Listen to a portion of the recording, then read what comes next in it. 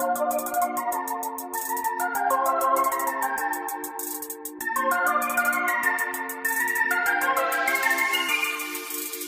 on a sugar crash, I ain't gonna fucking cash. Maybe I should take a bath, come on fucking 3.5. I'm not lonely, just a bit tired of this fucking shit. Nothing that I write can make me feel good. Victim of the great machine, in love with everything I see. Neon lights surrounding me, I indulge in luxury. Everything I do is wrong, except for when I hit the phone.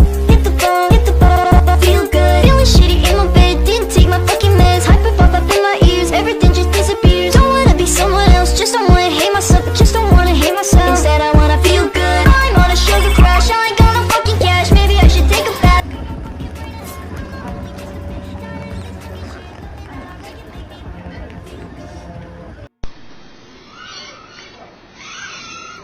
软是说。